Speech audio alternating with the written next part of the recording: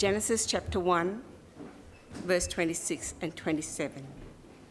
Then God said, "Let us make man in our image, in our likeness, and let them rule over the fish of the sea and the birds of the air, over the livestock, over all the earth, and over all the creatures that move along the ground." So God created man in his own image. In the image of God he created him. Male and female he created them. Amen. Right. Good morning, everybody. This is kind of creation month this month. It's actually creation Sabbath next week, but there's something else happening next week. And somebody asked this morning, "Are you going to do another sermon on evolution stuff today?" And I had to say, well, yes, but I want you to be looking all the way through this at how awesome God is as a creator, okay? Because that'll be very apparent the further we go through. Now I'm just going to get this up and running. Right, we're good. Okay. So, my concern is that there are people that might be watching online. There might be people here in the church that have been brought up with, have been schooled, have been trained that evolution is the real thing, right? And so the Bible says something else. So how do you reconcile the two? And for young people particularly as they get into their uni years, this often becomes such a stumbling block that they fall away from the belief in the Bible. And that breaks my heart. That breaks my heart. So my mission, I suppose, is, and I don't, not only at this church, but at other churches, I go and I share about this message. And there are all sorts of challenges here. But so I'm going to go through this bit by bit, and we'll see how we go. So, first question is Darwinian evolution a proven fact? Okay. So if you ask this question on Google, this is what you get. Kenneth R. Miller writes, "Evolution is as much a fact as anything we know in science." I beg to differ. And Ernest Mayr observed, "The basic theory of evolution has been confirmed so completely that most modern biologists consider evolution simply a fact." Now, I'm not sure how old these quotes are. I don't agree with either of them, and you'll see why as we go through. About 15 years ago or so, I went to the University of New South Wales. There's a seminar given by a prominent microbiologist, and Ross Grant, his name is. He heads up the medical research facility at the SAN. And he said that now what a microbiologist looks at is a biologist that looks right down at the cell level, right? And he says most microbiologists don't believe in evolution because they just can't see it. It's just not happening. So other biologists believe in evolution because they've been told that and they follow that, and they're used to thinking along those lines. They've got those glasses on. So anyway, let's go through this. Evolution definitions. So this are the definitions that and now I'm focusing on origins. I want to focus firstly on how do things begin and how do things run, right? So if we don't get the beginning right, then we don't get anything else right. You need to understand that the theory of evolution came up in the 1800s at a time when they knew nothing about cells. They knew that they existed, but that was all. They didn't know anything about they knew nothing about genetics. They didn't know about breeding, right? They didn't know that if you mix this and this, then you get that, right? They knew about things like that, but they didn't know about genetics. They didn't understand anything that's happening within the cells, okay? And I guess the thing that I look at in the science is that the way that a science hypothesis works is you put forward an idea, which is what Charles Darwin did. He put forward an idea, and then you test that, right? It gets tested however you can. Now, when that idea includes things that happen in history, that's much more difficult to do, but we can look at what's happening today and see if that works. And then when things come up from your testing and it doesn't quite work with your hypothesis, then you do one of two things. You change your hypothesis, right, to make it work with what you can do experimentally or what you observe, or you drop it, okay? So in the evolution, there are what we call primary axiom. Primary axiom means the main points. So the first primary axiom is this, that this process cannot involve the influence of any intelligent entity. It can only be done by material means. So that's one part, that's the first thing it says. The second primary axiom is evolution of life means the gradual formation of complex organisms from simpler ones. So start with simpler ones and become more and more complex as it goes. Now, Charles Darwin used the term descent with modification. What he meant by that is that you get in every generation, it's a bit different from the generation before. Do things change over time? Yes, they do. But do they change to that extent is the question. The third primary axiom is the mechanism for evolution is natural selection. Now, what natural selection, and there's a lot of weight given to natural selection. Natural selection is really a culling mechanism. So in other words, if something doesn't work so well, it dies out. And its line dies out, and therefore there's no more, it doesn't keep going. Natural selection is not involved in what is happening in your body, okay? It's not actively involved. It's just the natural thing that happens. If something is weak, it dies, right?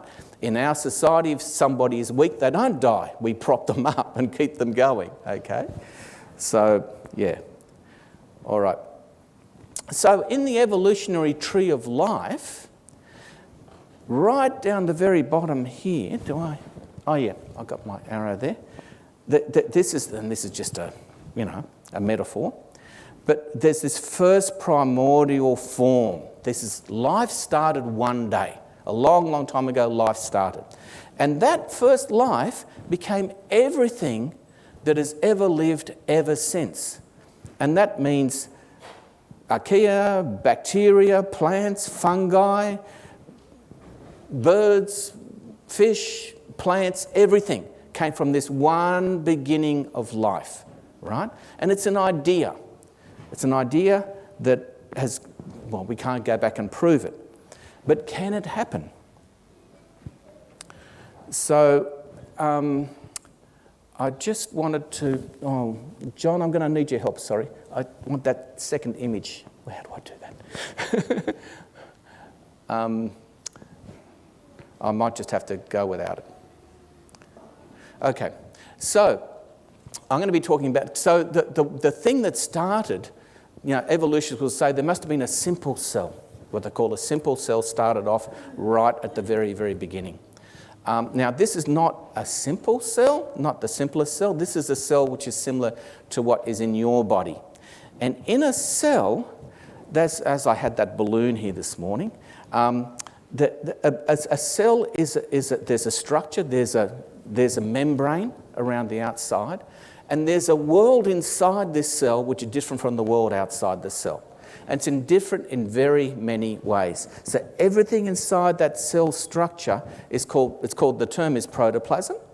Everything inside is called protoplasm. That jelly stuff is called cytoplasm, which things float in. There's a nucleus which has had the DNA in it. There's ribosomes and things like that. We're going to talk about some of these things as we go through further along. They're very, very complex things. They're still learning about it. I saw a seminar just earlier this year that just a few years ago, there were some researchers that said, look, we really want to research deeply into everything that we can find in the cell, and they found 15 more different machines than they've ever seen before. There are thousands of machines, but there are dozens of different types of machines. So there's stuff that they're still learning. It is so involved and so full of different things happening. We're going to have a look at just one or two of those things today. So, first of all, the membrane, right? So this morning I blew up a balloon to illustrate the membrane. But the membrane is not just like a piece of rubber or a piece of plastic. The membrane is 2 layers of these lipids, this type of molecule, and there's holes in it with valves that stop things going one way, make things go the other way. There's ones that are for one type of thing to get in the cell, for another type of thing, the same size, it's a different valve. There's gates, there's all sorts of different things happening in the cell wall. It's a very intelligent thing. It's got to grow as the cell grows. There's all sorts of things happening in it. So it's quite an involved piece of architecture, if you like, in the cell itself, cell wall itself. But inside the cell, there is these. So this is the first video.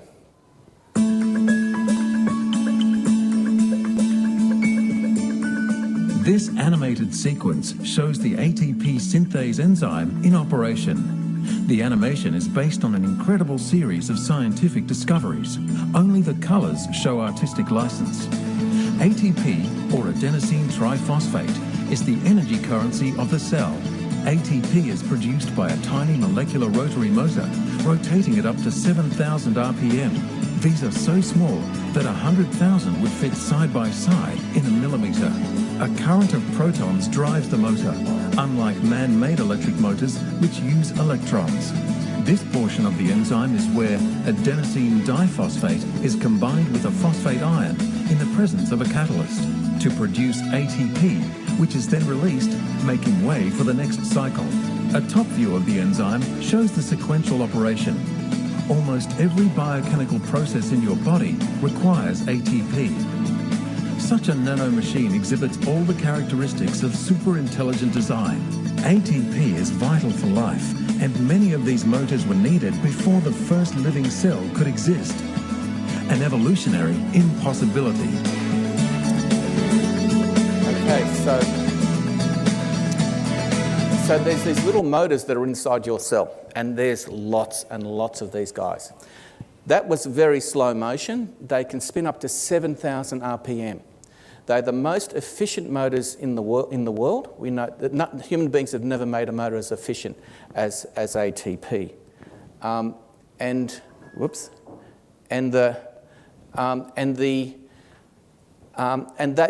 What they manufacture is that they're putting together an ion and a molecule, but that's the power. What they're manufacturing is the power source, the energy that runs everything in your cell, right?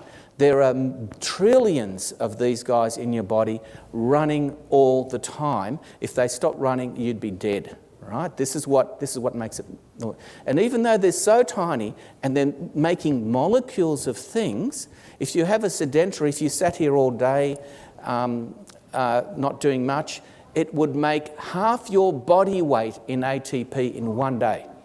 That's how much your body needs. If you're active, if you're doing something like, running around, moving around, or building or whatever, your full body weight in ATP in one day is what is made by these little guys, right? Now, the machine is superbly designed, right? But it's quite complex. It's got a number of different parts in it. Every single part they all has to be working together for it to work, right? And it can only work inside a cell. So, I'm going to use this term elephant in the room. Now, there might be people from different cultures that don't understand this weird sort of English saying elephant.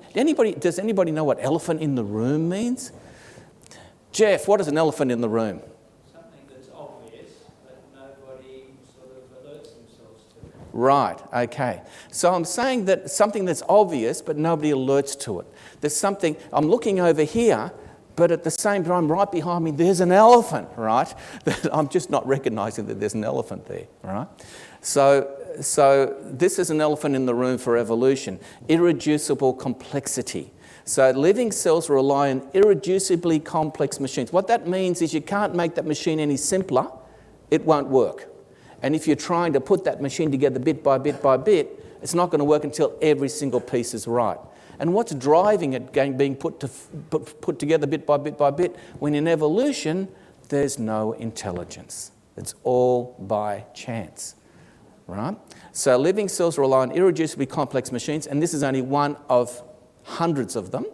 working together to enable life. It is apparent these machines could not have evolved bit by bit. So that's the first point. This is a model of the DNA, okay, the infamous DNA. DNA is what all living creatures have got DNA in them of different sizes depending on how complex they are, okay. The largest DNAs, there's a tree which has a DNA about twice the size of human being DNA. Okay, so DNA is a complex form. It's got this very distinctive form. It kind of looks like a spiral staircase, if you're an architect like me. And it's got rungs, just like a staircase, you see.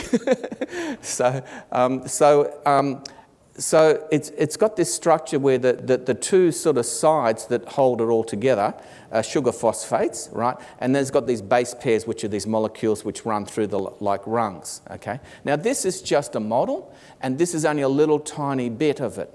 So to get an idea of how big a DNA is, those rungs on that ladder, if you're a human being, that you have 3,200 million rungs in your DNA, okay?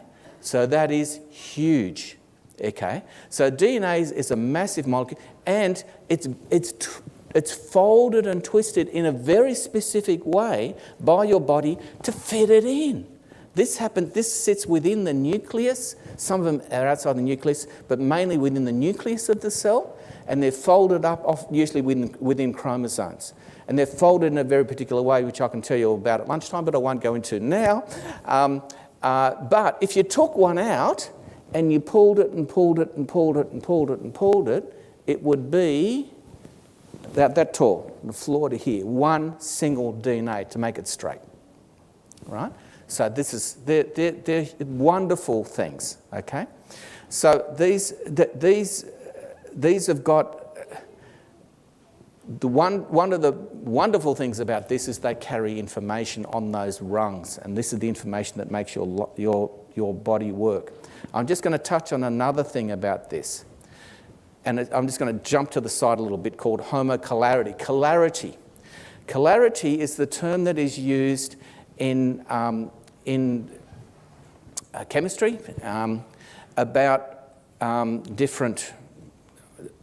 what's called handedness. I've got a left hand and a right hand, exactly the same, right? Except one is a left and one is a right. One is a mirror image of the other. The same thing happens with most molecules. You can see there's two molecules there, which are the same, except one is left-handed and one is right-handed, right? They just had to be amino acids, right? So in the world, you've probably heard the term amino acids are the building blocks of life, which they are. Amino acids are the things that go together to make proteins, and proteins we can't live without proteins. So the interesting thing about this is that in the world, in the natural world, these amino acids form, and there's just as many left-handed and right-handed ones, right? There's left-handed and right-handed ones, 50-50%, okay? Now, you've probably heard that people who are trying to explain how life started, that they talk about amino acids getting together into proteins like in a primordial pool, or there's RNA and stuff like that happens outside of cells. But there's a very interesting thing is that in your body, all the amino acids within your cells are left-handed. All of them. Right-handed amino acid is toxic. So everything, in all the proteins in your body are made out of left-handed amino acids. So they can't be made outside of a cell, right? Your cell makes sure that it only uses the right thing. And in the DNA, the structure of the DNA is made from sugars. They're all right-handed. They're not left and right-handed mixed. They're all right-handed. If you put in the wrong hand, it stops. It can't keep on building, right? So this is an important thing to say, well, hang on a minute. That means that really a cell has to be there before there's life. They have to have a cell before life. So there's another elephant in the room for the evolutionists. Random processes like chemical evolution cannot account for the compounds found in living cells. All right, it's a big thing to say, and I think there might be people that argue with that, but I think that's the evidence is there, that cellular compounds are different from other ones. Okay, now, I'm going to show you another animation, and this is about how DNA, from the DNA, proteins are made. Proteins are essential. There's a whole process. So what I want you to be just cognizant of is there's a process. There's the information, which is in the DNA. It gets read by another machine, which opens up the DNA, like it unzips it, makes a copy of it, and zips it closed as it goes along. These things are happening at lightning fast speed. This is all going to be slow motion, so you can see it happening. That copy then moves through the cytoplasm to another machine, which then gets a whole lot of other guys together who put together from that copy you'll see a long chain, which is the protein. The protein as a long chain is useless. It has to go to another machine which folds it into a shape and makes it useful. So there's a whole process. Okay, thank you. This animation demonstrates how the digital information encoded within DNA is used to direct protein synthesis. This is a DNA double helix containing the digital code which directs the cell in all aspects of operation. And here we see a protein complex called an RNA polymerase traveling down the DNA strand. As it moves down the strand, it carefully unwinds the DNA, preparing it for transcription. Inside the polymerase, we see a single-stranded copy of the original instructions being assembled as individual bases are positioned and added to the growing strand. A stop code marks the end of the protein specification, at which point this copy, known as a messenger RNA transcript, exits the polymerase and heads towards a two-part chemical manufacturing machine called the ribosome.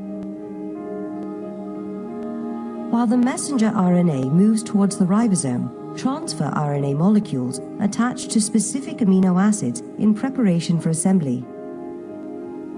As the messenger RNA transcript passes through the ribosome, the process of translation begins.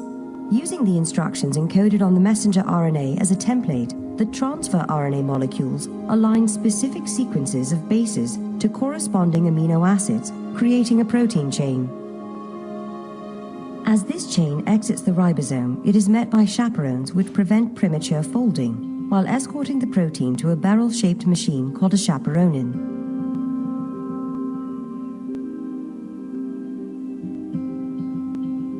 This machine helps fold the protein into the precise shape required to perform its function. Although it is unclear how the chaperonin achieves this, we do know that accurate folding is essential in order for the protein to accomplish its intended function.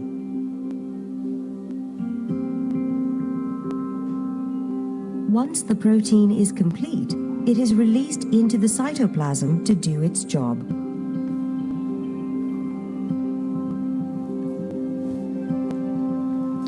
So that's what a usable protein kind of looks like. It has to be folded into that certain shape. Actually, there was some research I read just a little while ago when they were doing autopsies on people who've had severe Alzheimer's after they've died, obviously, and they've looked at that. They've opened up the cells and they've looked at what they've found is a preponderance of straight proteins. So that last step wasn't happening. No wonder they were getting addled. Right? So there's lots of things that can go wrong here. Now, is this complicated? Yeah, it's complicated. But it works really well because we wouldn't be sitting here talking if we didn't. All right? And it's a process involved here.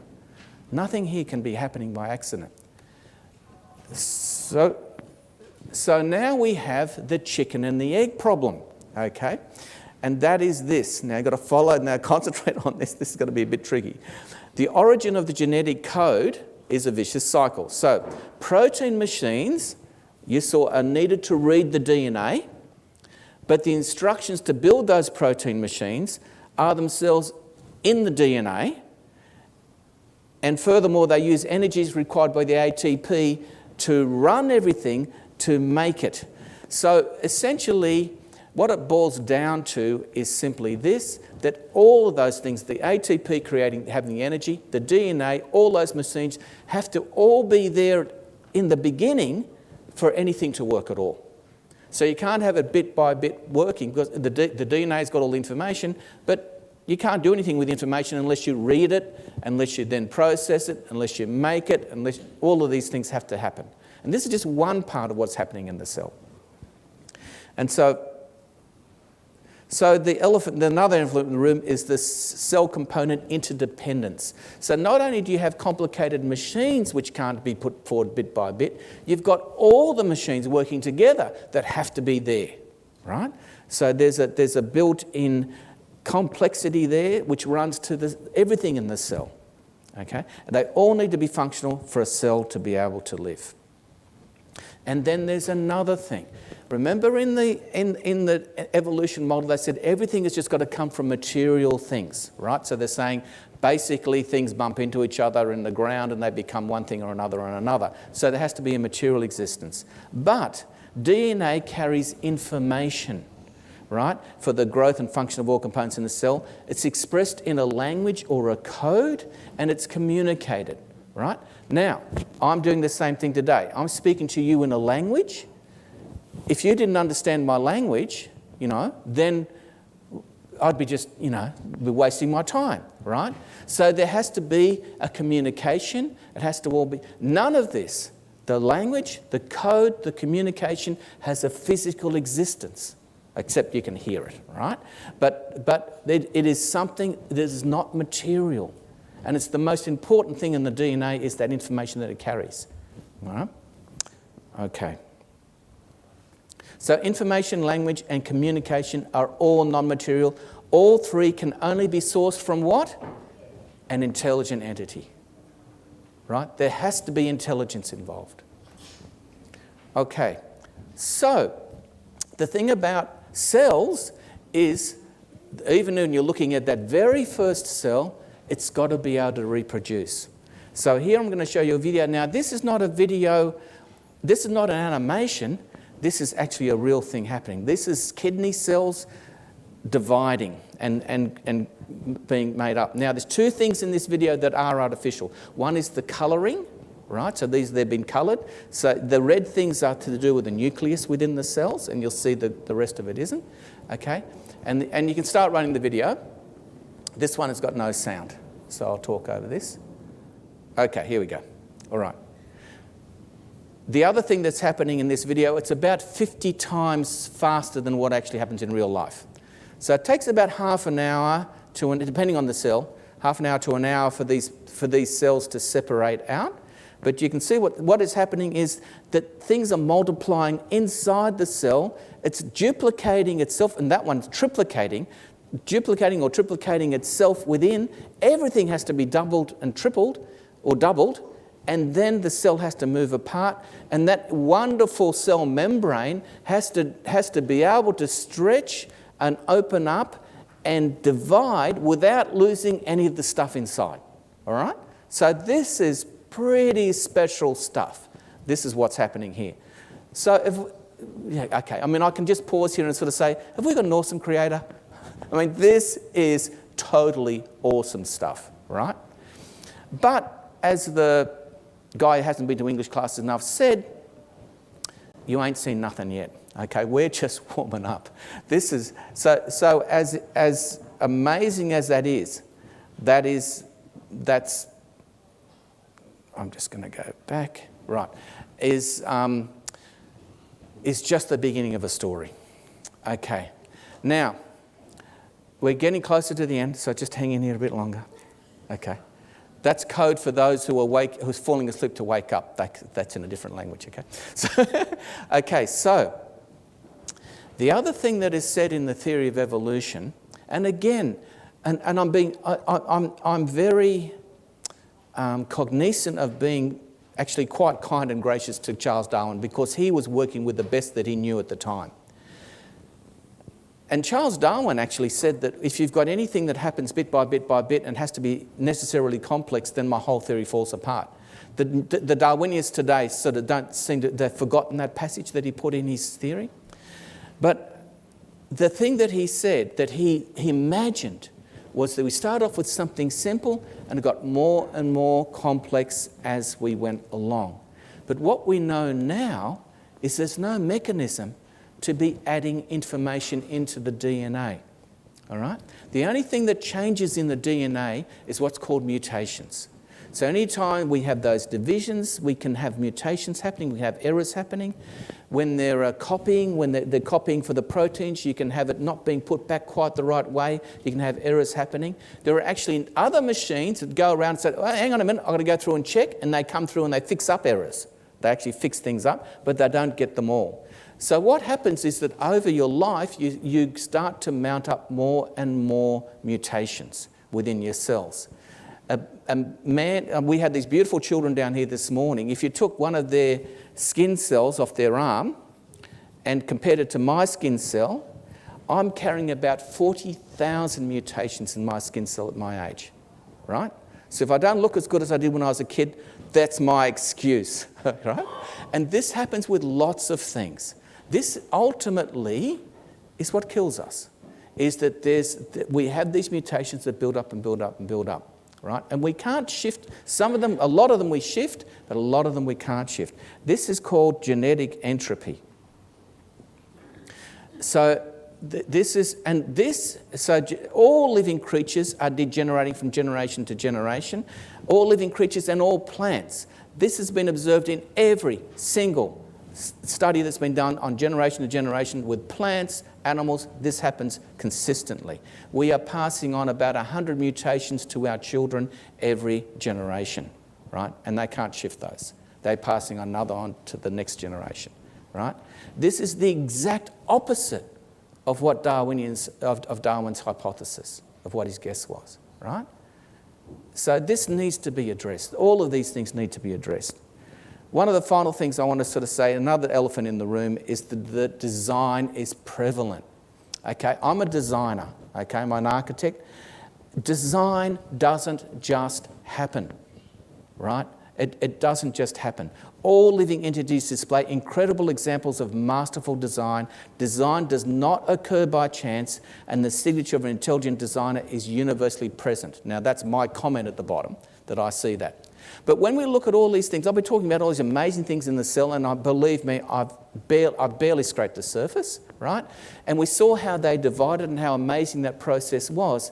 But hang on a minute, you and me, are we just a bunch of one cell that's divided and divided and divided and divided? No, we're much more complex than that. Some of us have got a backbone. Actually, all of us have a skeleton. Okay, so all of us have skeletons. We have very specialised parts of our bodies called organs, right? We've got a brain, that's very useful, okay? A digestive system. We've got lungs that breathe air. We've got livers, kidneys, all these different things. Totally one's different from another to another to another, okay? And all these things come together and they work together. What happens if your heart goes a bit wonky? You're in trouble. Okay, I've got a heart issue and I've got to take medicine for it. I've got another organ which is not happening quite well as it should, and I've got to take medicine for that. All right? What happens if your liver's not doing too well? You notice it can kill you. What happens if your kidneys fail? You had it. All right? So all of these things are part of an essential complexity on our scale of the whole body. So we go from one thing to another to another. At all levels, we've got that. All right? And the more you look, the more amazing it becomes. Right? How many different DNA codes do you have in your body? I mean, your liver is completely different from your brain. You better believe it is. Okay? What about, is the DNA in your liver different from the DNA in your brain? Is it different from the DNA in my finger? It's exactly the same. Well, then how come I don't get a finger growing out of my ear sometimes? How come I don't have an ear growing on the outside of my kidney? Right? How does my body know what goes where? And the answer to that is partially that DNA has got a huge code that has got different parts that turn on and off depending on where it is. And it knows where it is. How awesome, and it's not the brain telling it, how awesome is that? The more and more you look, the more and more layers of awesomeness you find. It is totally astonishing. I love science, as you can probably tell. I love science because I'm learning so much about my Creator, and I'm saying just wow, wow, wow. The stuff we are learning all the time is just amazing, you know. Sometimes people try to look, another thing I just mentioned about DNA, people say, well, DNA is like a code. Well, maybe a metaphor for that could be a computer code. Does anybody here know how to write, anybody a programmer here? Anybody know how to write a program? A bit of a programmer, okay. All right. So if you're writing a program and you replace a colon with a semicolon, what happens? You got a bug. It'll stop there, okay? DNA has errors that happen and it works around those errors. It can often work around those errors. I mean, I can go into some more detail about that, but I won't right now. But one of the things I learned a while ago that's amazing about DNA is, you know, you got these the little RNAs that are working along and reading off the DNA. Yeah, what if you read it backwards? If you read your computer program backwards, how well it will work? DNA works just as well backwards as forwards, but it gives a different message going backwards. If you stop and start in a different place of the DNA, it'll give you a completely different protein, right? It's over-coded. There's codes upon codes upon codes. It is so sophisticated and it is so information dense. We are still, now we're getting into the quantum area of computers. We may be approaching it, but it's taken a long time to get anywhere near the information density which is in the DNA. Okay, so I've mentioned this one before, but I'll mention it again to you. If you took all the information in all the books, in all the libraries, in the whole world, and stuffed it into a DNA, it'd fit on the head of a pin. The DNA at the head of a pin can hold all of that information easily. All right? That is just astonishing, totally astonishing. Genesis 1, 26 and 27. This is the reading we had this morning. Then God said, let us make man in our image. Now, you've read these passages over and over and over again, but I just want to point out something that's really important here. In design starts with a decision. It's a non-material thing. It's a decision. And here's the decision, right in the first book of Genesis, where God says, God is talking to himself here. It's God in the plural here, let us, right? The three parts of the Godhead are talking to themselves, having this discussion. And they come up with this decision. Let us make man in our image according to our likeness. There's a decision there. And it goes on and then said in verse 27, God created man in his own image. In the image of God he created him. Male and female he created them. When you saw those cells dividing, that primordial cell, that basic cell, that was asexual. But we don't propagate that way, do we? We've got a whole different thing. Okay? How did we get from that to where we are today? Well, God said, that's where we started. That's where we started. Right? There's an answer. Now, the scientists will say to me, and I've had one scientist say this to me, he says, the problem is that with creationists, is that you're not putting up another theory. You're not putting up another scientific theory to counter the scientific theory of evolution. But the problem with the scientific theory is that it's saying it's all got to be material. You can't have any intelligence involved. The reason why they say that is not only to shut the door on creationists, but also because they say, look, if you just invoke a God, you get to a point, well, how does this happen? Well, God made it that way. Well, okay, then there's no point in checking anything out because God made it that way. No, I disagree. Because God made it that way, it's worthwhile checking out, right? And you keep on going deeper and deeper and deeper into your understanding, all right? So this idea of keeping intelligence out of the model I don't think is valid. Where are you sitting at the moment? Now, have a look around you. Other than the people that are here, what do you see? You're sitting in a building. Okay? Where did this building come from? Did this building make itself? No. Nobody would say this building made itself. This building was made, and it's made out of natural materials, brick, timber, almost all brick and timber. Okay? It's made out of natural materials, but it's been made to a design. I actually have the original drawings of this church. To a design and made by intelligent people who made things bit by bit by bit, right? And to make this thing. It's not a difficult thing for us to comprehend that you take an intelligent entity to make something that's complex. Living things are way more complex than any building that's ever been designed or built, all right? It needs an intelligence. I believe the signature of the designer is there right through it all. I will give thanks to you, Lord, for I am fearfully and wonderfully made. Wonderful are your works, and my soul knows it very well. So I believe that evolution, in the end, has not got one elephant in the room or two. It's got a herd of elephants in the room. There's actually a whole bunch more that I didn't even allude to today. And elephants are, well, if you're going down the road and you meet one of these guys, I mean, you notice it, okay? All right? So, yeah, and they can be ornery. They are one of the most dangerous animals in Africa is an elephant, believe it or not, because they're just so big. And they just walk over anything that they want to walk over. So there's a lot of elephants in the room. So just be aware of that, going back to where I started with this. You're taught evolution at school. You're told it's a fact. I'm sorry, it doesn't stack up scientifically, let alone in the Bible. I don't think it stacks up scientifically. More and more scientists are questioning it.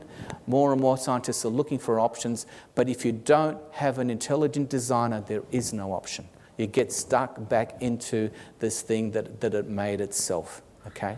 And that plainly isn't the case for an elephant. It's not the case for me or for you or for any other living entity on this planet. We are made by a masterful designer. Thank you so much for listening in. Let's just pray. Lord, thank you so much for elephants. Thank you so much for us. Thank you for having a wonderful, wonderful creation and building a world that can sustain us. Lord, your creatorship is what makes you God. And you love to make things, and you you care for them. You nurture them. Lord, we've gone astray. You have come and paid the price to draw us back to you. And you want us to be with you in the new heaven, which is just for a very short time, just for a short 1,000-year holiday. And then you're going to make a whole new world for us right from scratch. And it's just going to be a beautiful place where we're going to live forever. Thank you, Lord, for being so gracious, for being so powerful, for being so all-knowing, and wanting to share so much of yourself in us and your creation. Amen.